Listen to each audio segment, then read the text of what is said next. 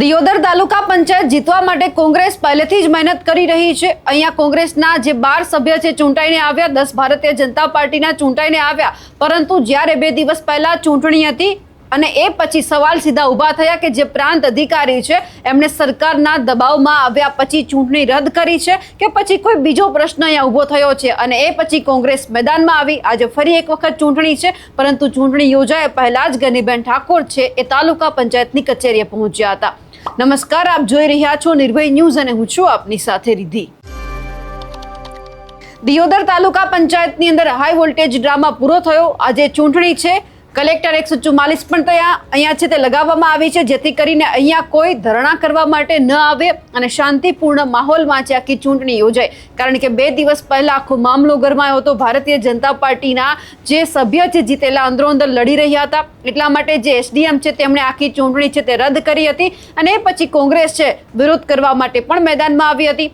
અને કોંગ્રેસને એક એવી આશા હતી કે અહીંયા જે રીતે લોકોએ અમારા ઉપર ભરોસો મૂક્યો છે એ ભરોસો ફરી એક વખત અમારા ઉપર કાયમ બને અને અહીંયા અમારી તાલુકા પંચાયત બને તે માટે મહેનત શરૂ કરી હતી।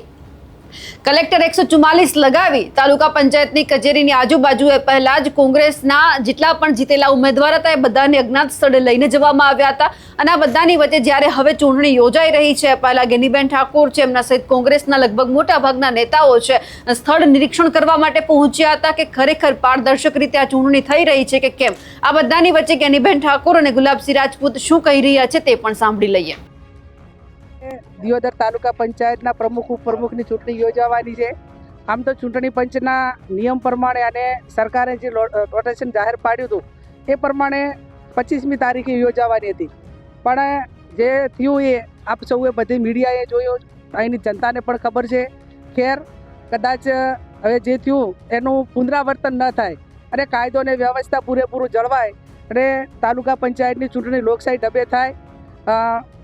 જે અધિકારીને ચૂંટણી પંચે અને ઉપરના અધિકારીએ ચૂંટણી અધિકારી તરીકે મૂક્યા છે એ હતાઈના ચૂંટણી અધિકારી છે, પણ અપેક્ષા રાખીએ કે જે એમણે 25 તારીખે ભૂલ કરી અને ભૂલ નહીં પણ સરકારના દબાવમાં આવીને ચૂંટણી મુલતવી રાખીને એક લોકશાહીની હત્યા કરવાનું અને જે ચૂંટણી પંચના નિયમો છે, ભારતનું બંધારણનો ક્યાંક ને ક્યાંક ખંડન, એને બંધારણને આંચ આવે એવું એમને જે વર્તન કર્યું એનું પુનરાવર્તન ન થાય એવી અપેક્ષા રાખીએ અને કાયદો અને વ્યવસ્થા બરોબરનું જળવાય। આમ તો કોઈ જગ્યાએ 144 ધારા નથી લાગતી, પણ આજે દિયોદરની અંદર જ વહીવટી તંત્ર અને પોલીસ તંત્રએ 144 ધારા કલેક્ટરશ્રીએ જાહેરનામું પાડીને લાગુ કરી છે।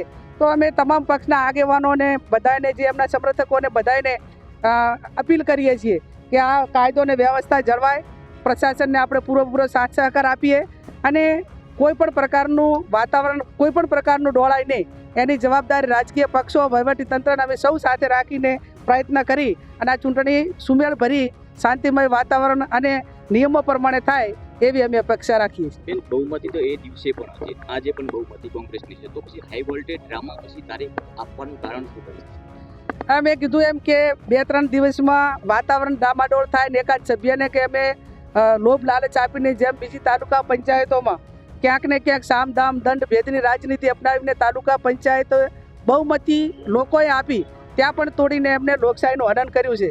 એવો ને એવો પ્રયત્ન દિયોદરની અંદર કરવા માટેનું એમણે કર્યું, પણ અમારા સભ્યો મક્કમ છે।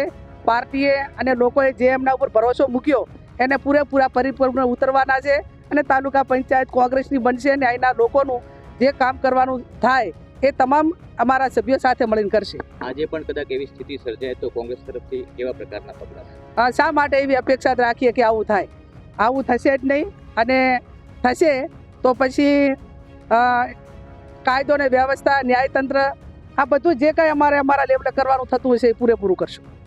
તાલુકા પંચાયતની ચૂંટણી છે, એના ભાગરૂપે કોંગ્રેસનું પ્રતિનિધિ મંડળ અત્યારે સભાખંડ તાલુકા પંચાયતમાં અને કઈ રીતે વ્યવસ્થા છે, કંઈ ગેરવ્યવસ્થા ના થાય કે ગેરરીતિ ના થાય એની ચકાસણી માટે અમે સાંસદ શ્રી ગેનીબેન, પૂર્વ ધારાસભ્ય શિવાભા, અમારા ધારાશાસ્ત્રી BK જોશી સાહેબને બધાને આવ્યા છે અને અમારા 12 સભ્યો એક સાથે હમણાં આવશે અને શાંતિપૂર્ણ મતદાન થાય એની જવાબદારી તંત્રની છે।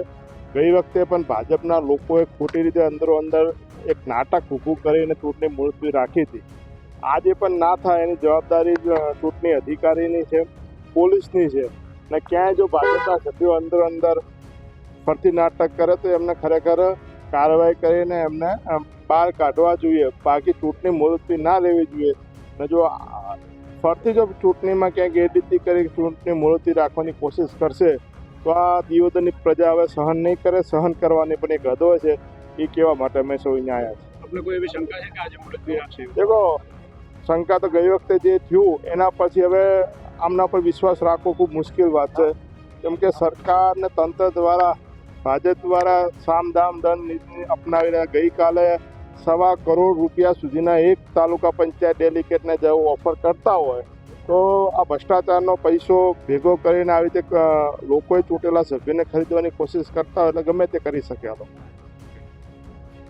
કેડીબેન ઠાકોરે જે વાત કરી છે તેમને લઈ આપ શું માનો છો? કમેન્ટ કરીને ચોક્કસથી જણાવજો. સાથે જ અમારી નિર્ભય ન્યૂઝ ચેનલને લાઇક, શેર અને સબસ્ક્રાઇબ કરવાનું ભૂલશો નહીં. નમસ્કાર.